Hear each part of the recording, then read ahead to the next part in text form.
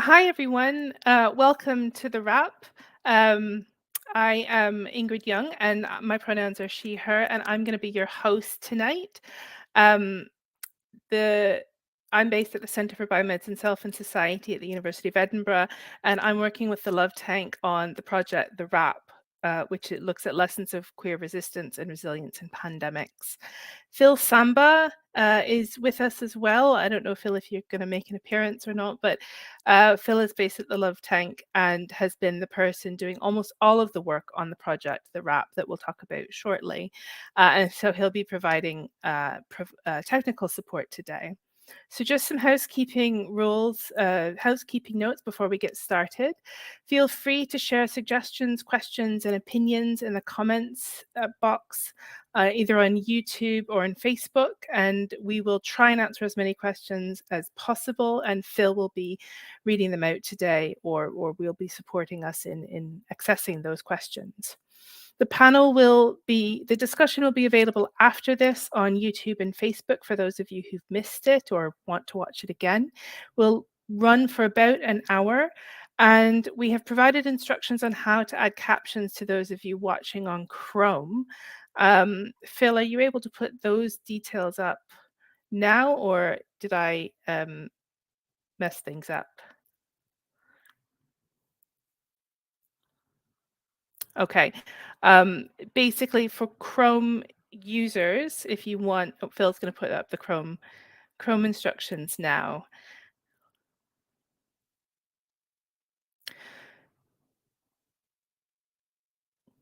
So while Phil is putting the Chrome instructions up,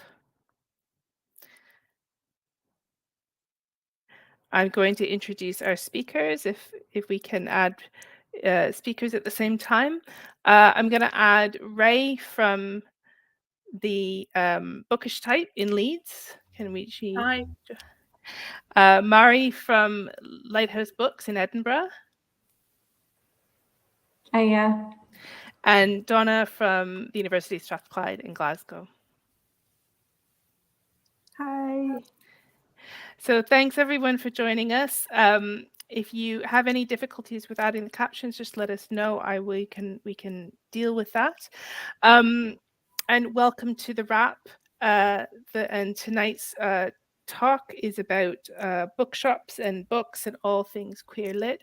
But let me just tell you a little bit about the wrap before we get started. So the wrap is a collaboration between myself at the University of Edinburgh in the Centre for Biomedicine, Self and Society, and the Love Tank. And the Love Tank is a nonprofit organization that promotes health and well-being of typically underserved communities in the UK and abroad, and they do some fabulous stuff. So do have a look at their websites. The project, The Wrap, asks what strategies of care and resilience queer communities have employed or done to resist ongoing, emerging, and exacerbating health inequalities, with a particular focus on resilience during COVID-19. So basically, we wanted to know what were queer communities, activists, individuals doing to survive COVID, to not only just survive, but to thrive and to care for each other. Because as we all lived through and continue to live through COVID, I saw quite a number of organizations doing some really creative and important work. And we thought it was important to capture that and to share that for folks who didn't see them on social media or weren't connected in those networks. So we've created a website that hosts a series of short and longer case studies and a few podcasts that shared what these different community organizations and groups have been doing, and what they're continuing to do to survive and thrive in the context of COVID, but also in the context of other public health crises and generally health crises in the UK at the moment. Today, our event is going to focus on reading, resilience, and queer care. So we've invited experts, providers, and connoisseurs of queer books with us tonight to explore how and why queer books play a key role in queer resilience, resistance, and care, and how independent bookshops have shaped our experiences and ongoing crises. So I'm really excited to be able to introduce folks tonight, the speakers tonight. I think we were talking earlier about how we could do a whole road show across the UK of all the queer feminist bookshops that exist, which would be this is a great start, but I think I'll leave it to Mari and Ray to plan that road trip. I'm going to introduce the panel briefly, and then I'll ask them to introduce themselves. So Donna is a senior lecturer at the University of Strathclyde in the School of Humanities. Ray, along with Nicola, runs the fabulous Bookish Type in Leeds, and Mari runs the Lighthouse Books with, I'm sure, a fabulous crew, but I don't know their names. But can I ask each of you in turn, can you tell us a little bit more about who you are and what your relationship is to queer books? Ray, can you go first? So I run the Bookish Type in Leeds with my partner Nicola, and we're a queer indie bookshop. So we sell all sorts of queer literature, fiction, YA, children's books, lots of non-fiction.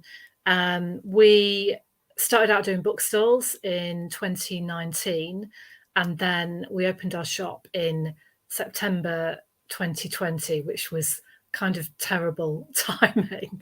So we are like a pandemic bookshop, and we've been going for 2 years. So we have survived and thrived. Thank you, Ray. Mari, can you tell us about who you are and what your relationship is with queer books? So I, as you said, I run Lighthouse in Edinburgh with a fabulous crew of mostly queer creatures. And I took over a radical bookshop, Word Power, which had been open since 1994. And Word Power was a radical bookshop that had tried to bring together the strands of radical bookshop that had been in Edinburgh in the 80s, but not survived. And so that was the 1st of May, which was a workers' bookshop, Women's Zone, which had been a feminist bookshop, Lavender Menace, which had become West and Wild, which was an LGBT bookshop.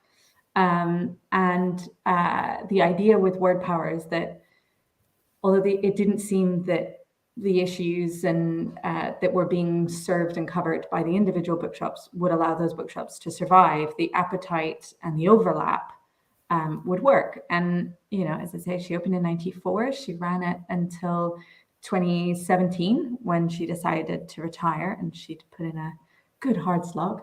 And I had been working in a very traditional bookshop called Topping and Company Booksellers, which have a few shops around the country, which was a wonderful place to work. And I sort of really got stuck in the bookshop there. But it was very much the kind of space where the customer was always right, where your personal views or beliefs or passions were always secondary to producing a homogenous, shiny, happy sales face for the general public. And so what creating Lighthouse was for me was about creating a space where someone who might have walked into a Waterstones or a Topping and not seen themselves on the shelf, or, you know, not had that experience of this is for me, this is mine, that we could be the kind of space that was exactly that for all those people that hadn't felt that. And so that is hopefully what Lighthouse is today, 5 and something years on. Wow, thank you, Mari. It's great to hear that history. I've only ever just wandered into Lighthouse on the way to my office when I used to go to the office. So I think it's great to hear that longer history of that space. Donna, tell us a little bit about who you are and what your relationship is with queer books. Yeah, hi. So great to hear about how these bookshops came into existence and when. Yeah, well, as you said, I'm a senior lecturer in literature. My relationship with books is I probably spend most days and nights and times with them and prefer them to most other creatures, I think.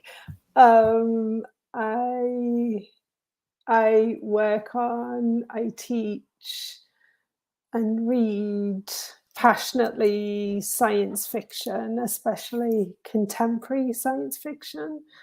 And there's so much exciting stuff coming out. Yeah, I think the genre's really growing in the way it's been developing over the past few years. So yeah, I think that's my... Also, I tend to look at this kind of looking at texts that aren't always dominated by Anglo, British, American, so trying to include other texts in the modules classes that I teach and in the stuff that I read. Thank you.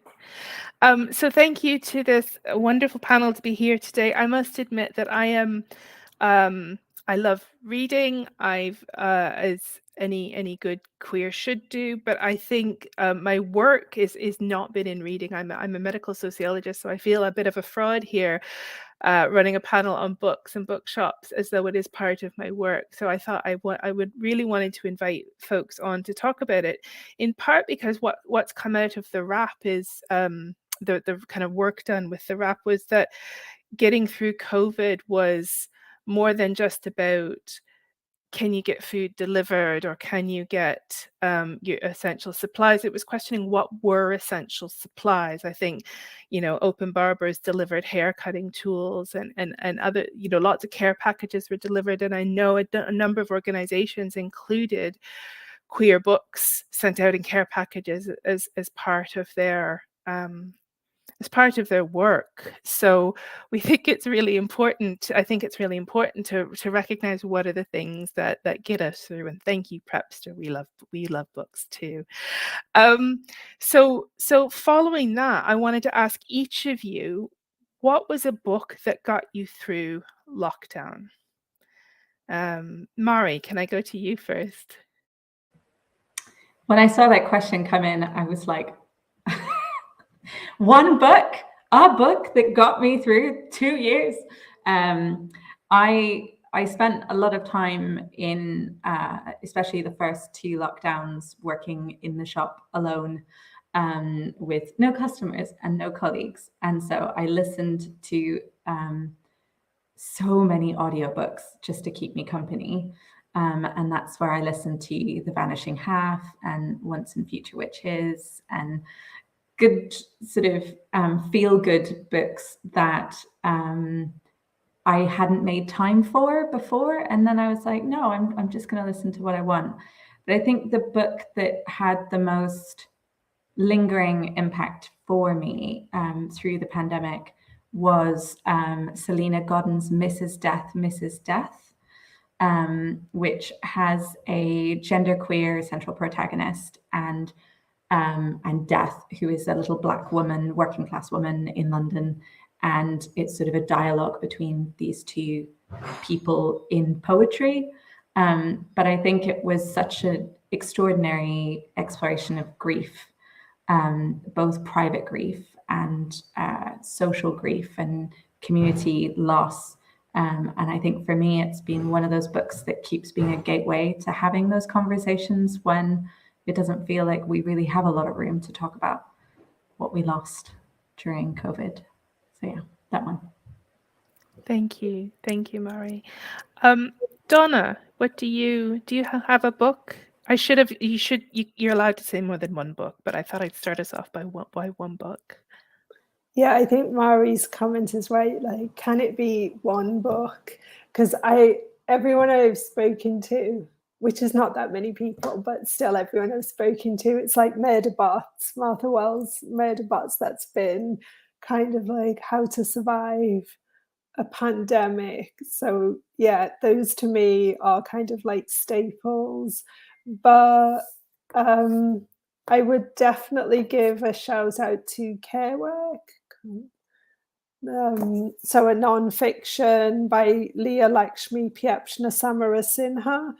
So exactly about how do we care for each other and what does it mean to have disability justice really has helped me think about how we survive when we stay away from people. So I have been and in many ways continue to shield. So it's been kind of a very particular experience, and I found Care Work one of those books that kind of has tips on what you can do and how you work together. And for a lot of people, you might be familiar with it. But for me, it was really good in thinking about, oh, yeah, those things might be there, but we're not doing them in this way, or we can use them in a different way, or we need to rethink this in that way. And then a book that I just absolutely loved was Light from Uncommon Stars by Rika Aoki. I don't know whether we can see this one. Yeah, so it kind of fits in maybe a little bit with what Mari said. It's a little bit about death and how you die, but it's also much more about what hell is and what happens when you send people to hell, and what it means to be a good violin player, and how to survive being a trans woman. Oh yeah, and there are alien refugees who run a donut store, and it's all about love over donuts. So it's kind of funny and really serious and moving. And yeah, I think if you can have a novel centered around donuts, that in and of itself is an amazing achievement. Okay, I'm going to stop there. Thank you, Donna. Ray, what is the book or the books that got you through lockdown? Yeah, so I'm just going to say one, which is this. Can you see that? There you go. So, Resistance, Sustenance, Protection by Rachel House. And Rachel is an artist, and she was doing drawings every day that she was posting on Instagram, sort of 2020, 2021. And then this book came out in 2021. And it's all her kind of reactions to the pandemic and the lockdowns, and also just what the government was doing or failing to do. So it's just a fantastic mix of the political and the personal, and you can just really relate to it. Some of the things are kind of silly and daft. Some of them are very pointed criticisms of the government and what was happening at the time. I don't know if you can see what's on the front there. So on that illustration, it's saying protect us from the virus, from those who value lies over truth.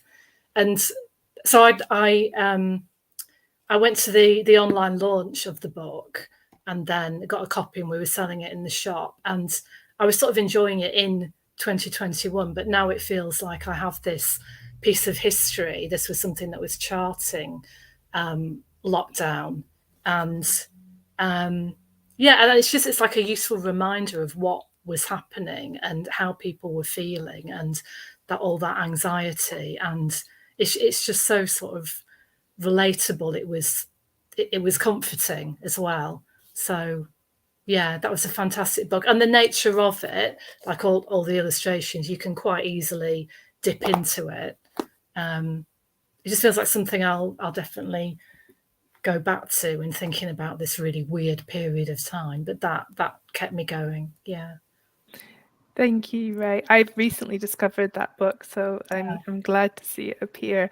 I'm going to take host prerogative and share my book that I really like, Zane Jukador's 30 Names of Night. I thought it's a really beautiful book about, I guess, migration from Syria, and also a journey of the self.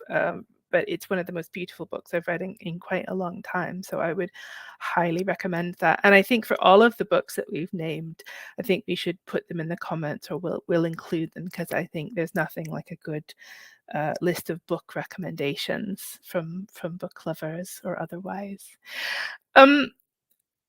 One of the things that I was interested in asking you about is do you think queer books are important for resilience at times of crises, and why or why not? And I realize this is the big essay question that I'm probably setting, but does anyone want to have a go at answering that? Are queer books important for resilience?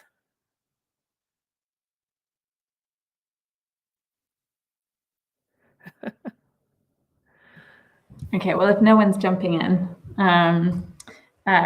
yes, would be the obvious answer. I think resilience is a really interesting word just to sort of start off with, because I think in these times, that idea that we have to be resilient, and that being resilient is a good thing rather than something that we have no choice in a world that is intent on grinding you down or excluding you, is, it's resilience is survival, I think, in a lot of queer communities and a lot of marginalized communities. And I think that where books were really important is, I mean, in the context of COVID, I saw it in two real places. One was people who lost queer community entirely. They had no places to go and be safe and loved and included. And so books were an environment in which they could access that and that connection. And then there was a whole world of books that then grew out of that, whether that was events or book clubs online, or where people were using books as a means to reconnect with community, even if they weren't safe doing that in their own homes. And then I think the other part was in education. I think I saw a lot of people who during the pandemic, when they weren't going out and sort of interfacing with the world, for the first time played with their gender identity and their queer identity and explored that, what that might feel like within the safety of their own home. And books were a reliable gateway to information from other queer people who had experienced that wasn't the unfiltered internet. And I think that that's where the last few years have seen a growth in queer nonfiction that is really important in offering those tools to lots of members of our rainbow family. And so I think the short answer is yes. I think queer books are incredibly important for our ability to survive and weather whatever the world throws at us.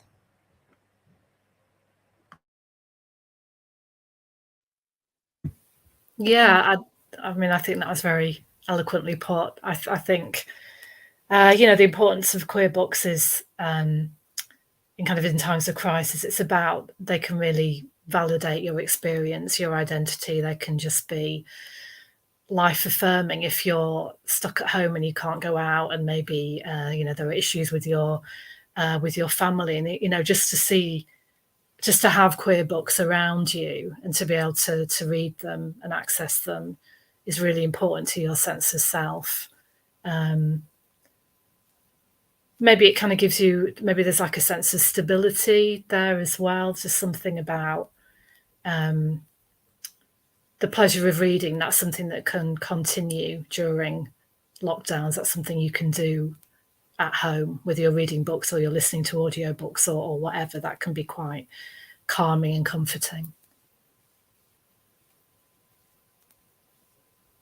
Thanks, Ray.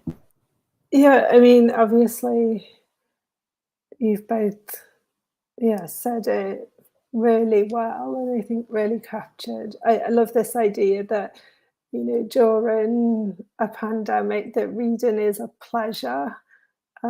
So yeah, maybe that's why a lot of us have gone to it even more intensely, because it is one of the pleasures that you can still find without moving out your room or your flat or house or whatever.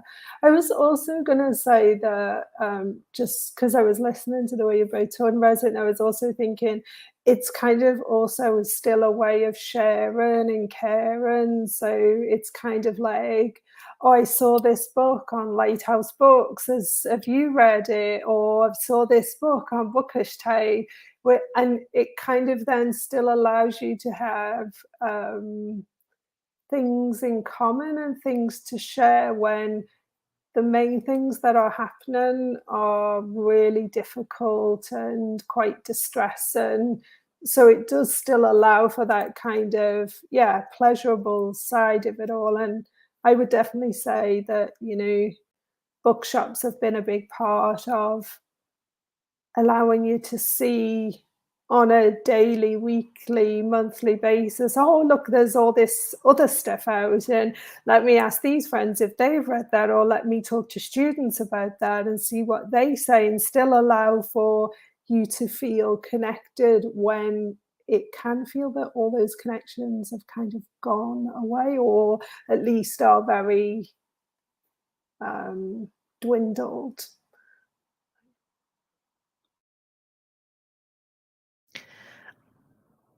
I think resilience is a tricky word, as has already been said, and sometimes I shy away from it because I think it can be used to say, how can you survive in the worst circumstances and still come out when, and it's often individualized, right? It's often kind of, how can you be resilient because we're going to keep piling more and more onto you, and so I'm hesitant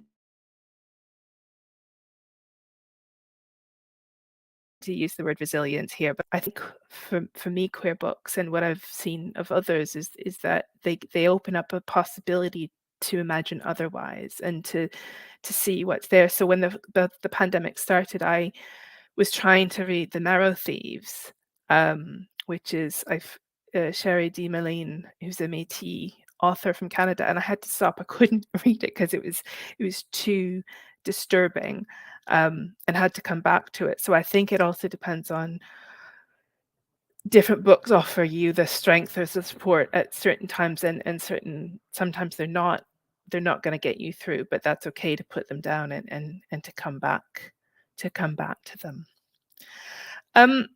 I wanted to shift a little bit and ask any of you actually, but the bookshop owners, sellers, runners, whatever your, kings and queens of bookshops, if you want to go down the royalist route these days. How did COVID affect you, and how did you manage? This is a weird one for me because COVID was our norm. Because of when we started, we opened the shop in September 2020, which was a really risky time to open it, but we kind of went for it. So, mask wearing and hand sanitizer and limiting numbers in the shop, that was the norm. I'm only just getting used to that not being the norm, really. Yeah. So just a bit of a weird one for me.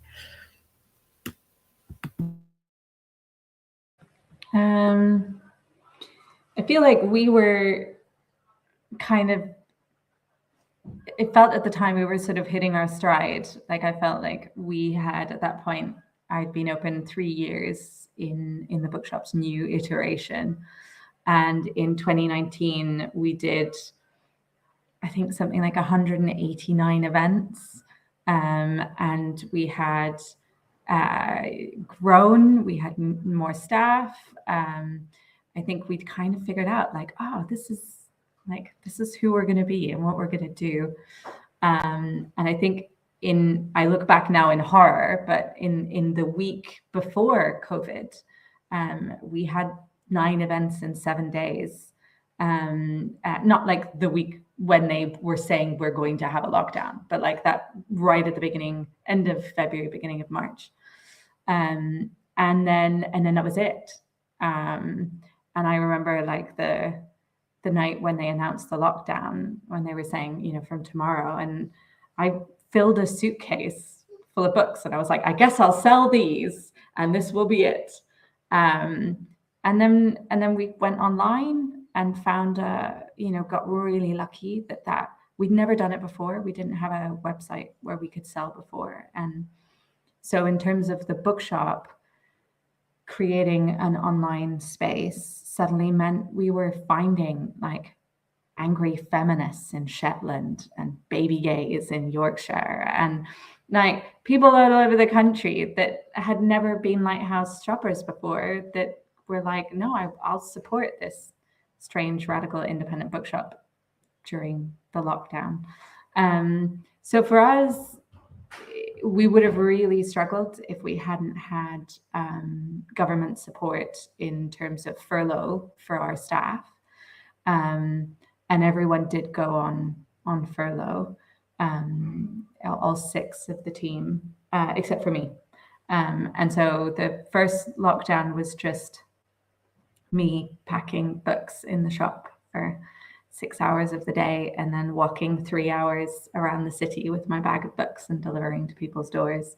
And so it was a weird time, and it's possibly the hardest time I've ever had as a bookseller, the loneliest time, because I don't know about you, Ray, but like I didn't go into bookselling to spend hours with myself on my own or to be a systems person with like the back end of a website and answering emails. And it coincided with the murder of George Floyd in the US. And as a radical bookshop, I think a lot of people decided that if they were going to buy anti-racist literature, they were going to buy it from radical spaces. And there aren't very many Black-owned bookshops in the UK, so we definitely got some of that. And so it was both crushing, but also I got to map my whole city in books. I got to see people on their doorsteps and get to know people and see all of these tenement blocks that suddenly had like sharing cupboards, where people were sharing bags of rice and toilet paper and things with their neighbors, and realizing how much people were doing for each other. And then that would restore my hope. And then I would go back in the next day and spend 6 hours packing, and then I would get back out there. I don't know if you were doing loads of deliveries during lockdown, Ray? Yeah, we were. Well, it's interesting what you said about your website, because my partner Nicola set up a website in 3 days when we heard about the first lockdown, and that was it. I'm so pleased that she did. But yeah, we did a lot of hand deliveries round Leeds, which was lovely. And I think, well, I like to think that helped a lot of people, but to be honest, it helped us as well. It helped us with our mental health. You know, we were able to get out and see people, and there is something actually quite lovely about dropping off a delivery, because obviously people are happy that you're there, you know, with your book. So we would have this sort of socially distanced attempt to have a sort of slightly shouty chat and then hand over some books. And yeah, I have kind of really fond memories of that. And just, you know, sending out personalized messages to people in parcels as well. That was lovely. And Ingrid, I guess you got some of those. So yeah, I mean, you know, although what I was saying before, that, you know, COVID ended up being our norm, we obviously had plans, and we had to adapt, and we had to be creative. So one of the things we did was we created 2 zines during the lockdown. So we had one called Glimpses, which was about kind of learning about queer history, but through queer literature rather than history books. And then we produced another zine about AIDS, because lots of people had come into the shop kind of asking about it, and that felt like a great lockdown project, and we've continued to sell those zines. So yeah, it was just it was interesting, and it was challenging having to adapt. And then when things opened up a little bit more, so we were doing kind of author online events. We were doing an outdoors book club as well, because that could be, you know, it's easy to kind of for everyone to keep their distance. We were doing queer history walks as well. Yeah, so we started doing other activities when we could. Whether we would have set those activities up if things had been, you know, normal, I don't know. It's hard to say. I think it's a good question, and that leads on to, has COVID continued to affect your way of working? So, Ray, the walks that you set up because of COVID, are they something that will continue, or do you have the time and capacity for that, or would you like to continue them? I mean, the only thing about the walks is it's like very weather dependent. So, but it is, you know, lovely. It's lovely. It's a nice kind of twist on a conventional book group. And you know, there are a few other book clubs in Leeds. But yeah, I've enjoyed doing those. I think people have appreciated them. So I think we're going to make a decision about whether we do them next year, but we're stopping it now for sort of autumn and winter because of the weather.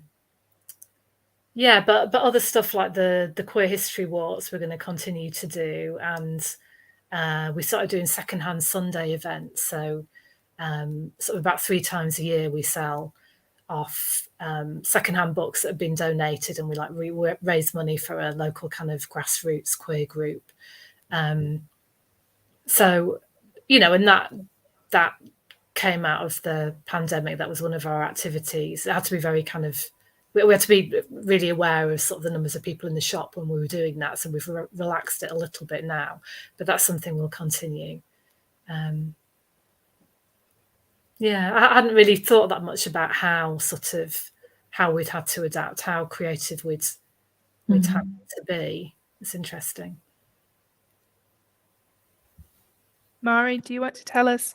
And I'm asking this because I've seen you tweeting about the continued, 189 events in 1 year is wild, right? But so how has COVID affected what you're continuing to do? Well, we are still living with COVID, even if the world likes to think otherwise.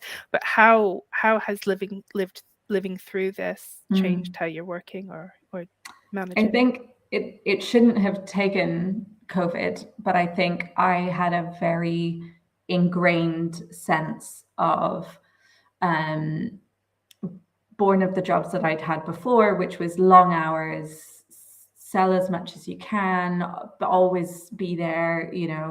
I was a bit of a workaholic. I was very bad at sort of taking a step back from being in the shop. And it was sort of dressed up as work ethic, but really I just didn't know any different. And I think in a good way, COVID kind of dislodged that for me in terms of priorities. So on the one hand, it was people needed books during the pandemic. They didn't need them tomorrow, and they didn't necessarily need them from us. And in that sense of like, where are the libraries and are the libraries being supported? I think COVID sort of sugared that in my brain a little bit, and that sort of capitalist impulse to always, well, we need to sell books to be able to keep doing the things that we do, but at what cost, and where do we draw those lines? And so I think, I find it much easier now to, my team are really burnt out at the moment, and Rachel is recovering from COVID, had COVID last week. It's very much still there. And being able to say, if you cannot be there, if you are in pain or you are tired, go home, close the doors and go home. And I think that for me has really changed generally the care that I have for my team and that they have for each other, the way they look out for each other, and the kind of customer relationships that we have. I think a lot of our regulars and a lot of visitors still wear a mask in our shop, even though it's not required. And all of my team still wear a mask while they're in the shop. And when we have indoor events, everyone wears masks. And that sort of sense that we owe it to each other for the person who most needs that protection. And we still do most of our events outdoors, which has meant we do a lot less. And that's shaped then the decisions of like, what events do we do?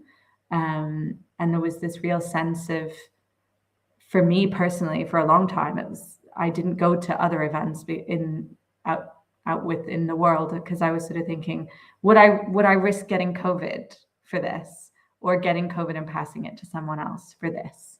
And what are the events where I was willing to go out in the world where that balance was outweighed? And so I think that constant thought of why are we doing this?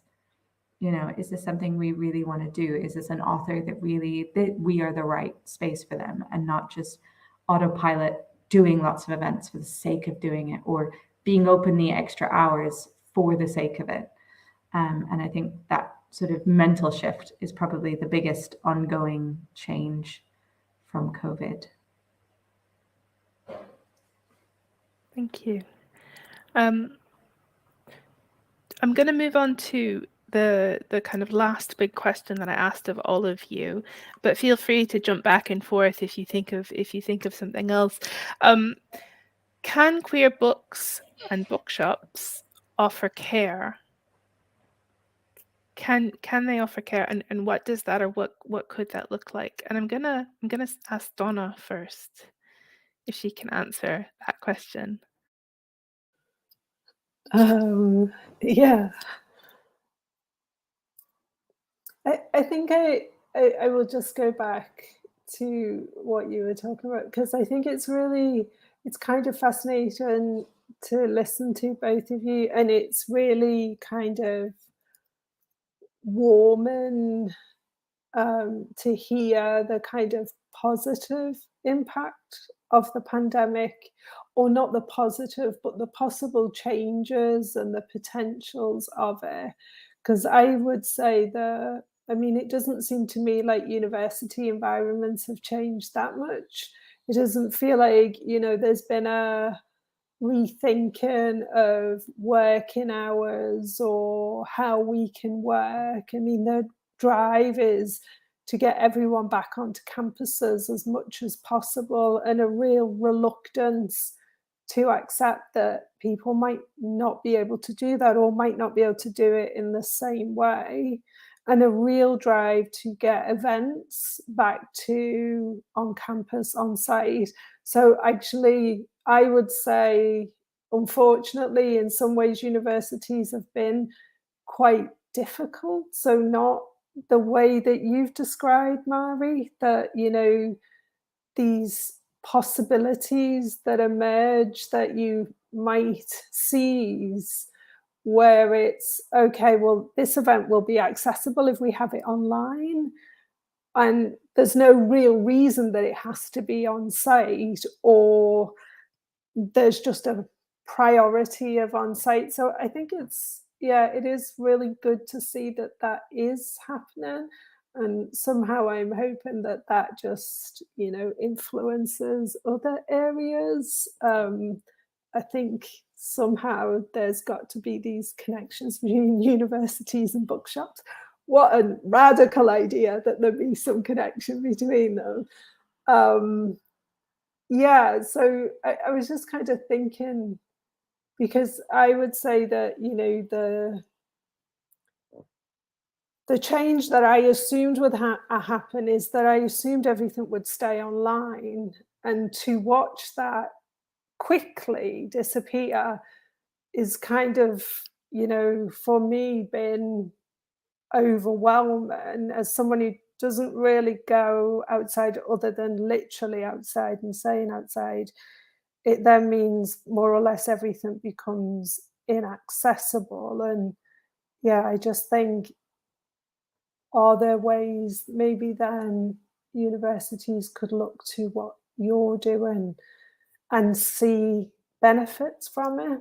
So in a way, what you guys have been talking about to me are ways of caring. It's like nurturing a situation that, is really difficult and doesn't seem to offer any positive experience, and yet here are ways that it's like, oh, actually, look, we can create much more inclusive environments, or we can create spaces for the discussion of specific ideas or people. So I'm going to start there. So thanks to both of you. Thanks, Donna. Ray, do you want to can bookshops and books offer care? Yeah, absolutely. I'm gonna focus on the bookshops. I think, radical bookshops, queer bookshops can offer, just a sense of safety. They're comfortable spaces, welcoming spaces, and I think perhaps particularly for queer bookshops. Well, a lot of queer spaces are kind of nighttime spaces, and often they revolve around alcohol, and often they're for younger people. But I think queer bookshops can offer like a dry space that is multi-generational. It's open during the day, so there is the potential for people from queer communities who maybe wouldn't mix, perhaps because of age, to be able to do so, to have conversations, to, you know, offer recommendations to each other in the shop. So yeah, I think I've lost my way with this question. So yeah, they are, you know, there's some sort of element of care in that. It's sort of a supportive environment. And again, I think in terms of sort of information and networking, queer bookshops and radical bookshops in general can offer sort of opportunities for, I don't know, like we have youth groups visiting, and they can find out about kind of queer community and queer books, and they can use our pay it forward tags to you know, to end up leaving with a free book. And I think that's a really lovely introduction to queer spaces. And yeah, what else? I don't know. I just think there's so many ways that bookshops can offer care. I mean, we've already said about the sort of hand delivery and kind of personalised notes to people. I think there's a real ethos of care there, and I suppose that care would extend to other people, like outside of the queer community. And I actually think this is quite important. We often have relatives coming in, or maybe like teachers or librarians who are after resources. You know, they want to help. They want to have resources for often young queer people. So it's important that those people feel comfortable in our shop as well. That ethos of care is kind of extended because they're wanting to help other people. So yeah, you know, we can definitely offer care. You know, it echoes so much of what you're saying, Ray. And I think for anyone who's watching who doesn't know about the pay it forward system, you know, I think so many, I've seen it be something that queer bookshops, whether that's category as books in Glasgow or Shelf Life in Cardiff, the feminist bookshop in Brighton, you know, there are so many queer spaces have taken that up with gusto over the last few years in a really sort of tangible, it feels to me a very tangible way of saying, you know, solidarity, not charity. It's not about having to rely on an organization. It's your community will look after you in that little way that every one of us that has had too much month at the end of our money and felt alone. Book people get that for other book people, books can be exactly the kind of nourishment that you need and can be as important as any other very important thing. You know, whether that is food or clothing or shelter, that having access to that, if books are your safety place, can be the thing that you lose because there isn't another way of doing that. And I think the pay it forward system and the reason it's been sort of so successful in a lot of queer bookshops has been that the community gets that, and that desire to pass that on to the next person. And I think that we have this magical role as bookshops of being the conduit between other people doing acts of kindness or connection or finding each other. That what you were saying, Ray, about intergenerational connections, which especially when you take out alcohol and especially in the context of the legacies of HIV and AIDS, there's so little opportunity to be in social spaces across generations and meet elders and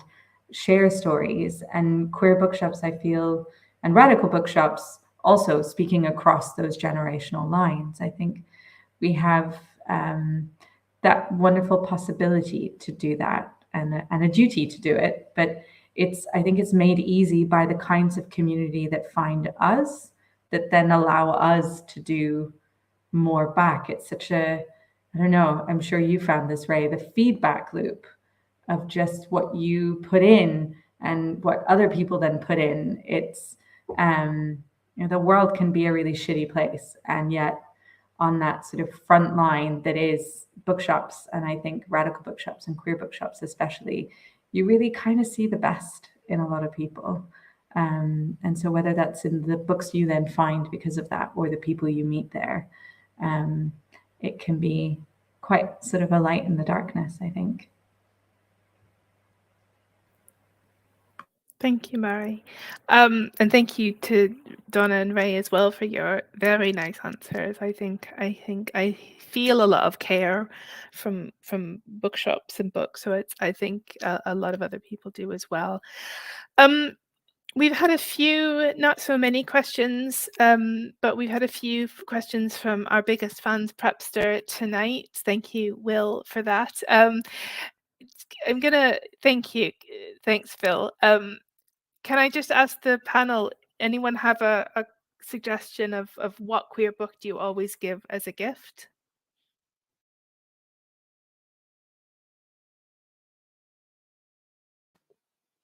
Well, I said this earlier, and especially during the pandemic, Martha Wells's Murderbot. I have given it or told people it's always, the one. I don't even know whether it counts as queer, but I don't really want to raise that question. I'm assuming it is a queer text anyway. I don't know, but yeah, that's been the one I've always gone to recently.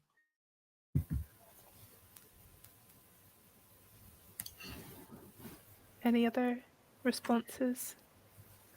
I don't have one I always give, I think is the answer. I think it's that impossible thing as a bookseller. Your instinct is always to be like, what do you like? Everybody gets a tailored gift. I will say that last Christmas, in the last year, I think reliably, I have given a lot of Cypher Press books. They're a little queer indie press, and every book they publish is banging, and there's something for just about any taste in there. So I think reliably I've reached for Cypher for a lot of gifts in the last year. Yeah, it's hard to think of just one book, but I know maybe this is something that I'm always recommending. I don't know how often I actually gift it, but I do really like Mr. Loverman by Bernardine Evaristo. I think it's just amazing. It's such a superb character study and very, very funny. So maybe I would say that. That's great. I go through phases. But there's one book, Kiss of the Fur Queen by Thompson Highway, that is out of print. So it's difficult to give people the book when it's out of print. I have to go back to Canada and find a secondhand copy to give to people. So it's a bit tricky, but I haven't been in a while, so I don't have the supply of that. Phil, can you put the other question on about if you could send a book to Theresa Coffey tonight? Is that just to any member of the current government?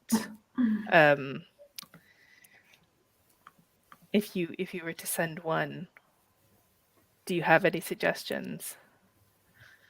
I think if you're expanding it to anyone in the current government, I think so.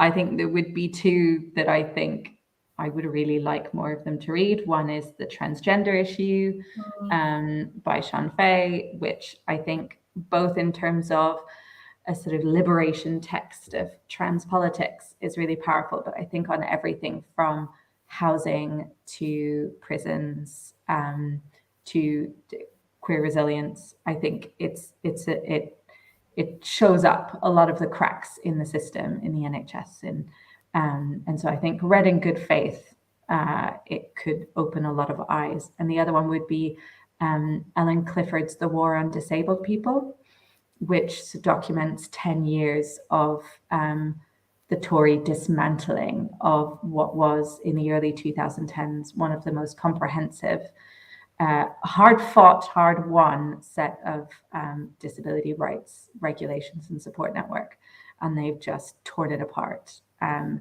I think a lot of Tories and just have no idea. They have no idea what they've done, or the knock-on effects of small shifts in legislation. I think that would be another book that I would want them all to read. I would, definitely agree with the transgender issue. Absolutely. I would also be sending them the Rachel House book that I mentioned earlier, and getting them to reflect on what they were doing during the pandemic, particularly at the start. Yeah. Yeah. I mean, I totally agree. I think I would go for anything by Eli Clare and anything by, I mentioned her earlier, Leah Lakshmi Pyapshnasamara Sinha. So on this kind of intersection between disability, race, queer, gender, and sexualities. I kind of feel like, also as a way to get someone like Keir Starmer to realize he can't just tell people not to speak. Like, it doesn't work that way. That's not, well, that might be how politics works, but, as a head of a Labour Party, stopping people from doing and saying things, doesn't really help us see how there are any avenues for voting for someone who might actually be turning to any of these issues or have an understanding of anything other than a mainstream kind of support for monarchy and capitalism. So I'd go with anything by them. And also send it to those Labour Party ones. That's what I'm saying, not just Conservatives, because while we all understand Conservatives is hugely problematic, I have a huge problem with Keir Starmer and some of the others as well. So why not just send it to all of them? I would recommend, and Donna, I think you have it there, the Becky Chambers book. The fourth one, I can never remember the names of them. So can you read it out, the title? Because I can't see it. The Galaxy and the Ground Within. It's not showing up. The sun has set in Glasgow, so I think I've lost my light. We do get sun sometimes. And But the reason why I would suggest this for anyone is because it's entirely fiction. It's the fourth book in her first series, but it's a really beautiful story of where people from all over the place come together at this temporary rest stop on a planet somewhere, and they're so different from each other, and they find ways to be with each other and to communicate and to share and to support each other, even in a very temporary way. And I think it was one of the few books I've read in a long time that was just pleasant but also showed how you can be together and how you can be so different, and yet you can be and you can share. So I would encourage all of our politicians to think about ways of being together in ways that we care for each other, even if we're not the same. But that's my prerogative as host, to kind of come in with the last word. We are coming up to an hour. I would like to thank you all very much for your time. Was there anything else you would like to add that you didn't get to say that you really want to say? I guess thank you to anyone who's tuned in and supported Indie Bookshops over the last few years, and that, it's going to be a bumpy ride ahead, clearly, and everyone's going to have this disposable income. But I think if we keep doing what we've learned to do over the last couple of years, then hopefully we can weather that with as much community as the times will allow. Thank you, Mary. Thank you, Ray, Mari, and Donna, for joining us tonight. Thank you to the audience, for those of you who tuned in live with us, for those of you who are listening after. We've got one more wrap event coming up next week. We'll share details of that. But in the meantime, have a good night, and thanks again for your time. Thank you. Thank you. Take care. Bye. Bye.